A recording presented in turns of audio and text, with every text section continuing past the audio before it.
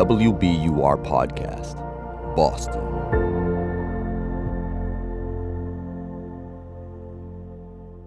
This is Up Next. I'm Sharon Brody.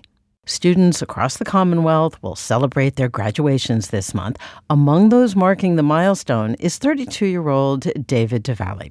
He started studying almost a decade ago when he was in prison. Delvalle spent almost 8 years behind bars for armed assault with intent to murder. This weekend, he will graduate with his bachelor's degree from Tufts. David, hello and congratulations. Hello. Thank you for having me. Arriving at this moment, how does it feel? It feels surreal that my college journey started inside a prison classroom at MCI Concord, and now I will be walking the stage. I think growing up in the projects of Lowell, Massachusetts, I never saw myself in college, never mind a place like Tufts that is like an institution. And it took me a while to feel like I belonged here, but now that I'm graduating, I feel like I finally blossomed into that scholar. Take us to the day that you heard about the Tufts program and why you signed up. So when I first saw the posting at MCI Concord, I was living in J6, which was one of the worst housing units, and I was initially nervous and scared. I was like, there's no way a poor Puerto Rican high school dropout teenage dad can go to a place like Tufts. And my friend Kevin saw something in me, and God bless him. He was like, you're not dumb. Just go sign up. So I went and I signed up. I put my little application in, and I came face-to-face with the executive director and founder, Dr. Hillary Binda of the Tufts University Prison Initiative. And she sat across me reading my application and asked me why I wanted to be a college student. And I told her that I wanted to make my daughter, Annalise, proud. You got out of prison in 2023. You were 29 years old. And at the time, you were living 2 hours away from the Tufts campus, but you continued going to school. What made you want to continue?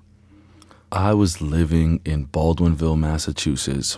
I had $434 to my name. I was on parole and probation with an ankle monitor, and something was just telling me to go to school. Like, I felt like I didn't have a sense of purpose. And I went and received the welcoming of a lifetime, and so many people poured into me and allowed me to have this journey where I'm actually going to walk this stage. But it started off with just a whim of taking a chance. I had never jumped on a train, never jumped on a commuter rail before. I drove my family crazy with Ubers. So shout out to everybody who went out of their way to pay for my train ride or to drive me home late at night so I wouldn't get arrested or I wouldn't violate probation or parole. So it was honestly a team effort. Now, you were one of the first formerly incarcerated people to matriculate on the Tufts campus. You speak of the warm welcome that you received. But also, was it a lot of pressure? I'm not one of the first formerly incarcerated people to walk the campus. I am the first formerly incarcerated person to ever sit in a traditional Tufts classroom, myself and 50 traditional Medford students. And I had to hold my own. There were so many moments where I felt like I didn't measure up, where I felt like I needed to do the readings twice and 3 times to make sure when I get to class, I'm raising my hand and people actually understand that I know what I'm talking about. As somebody who's a dad, I had a different lived experience where I would often reference my parenting in class. I have tattoos, so I stand out.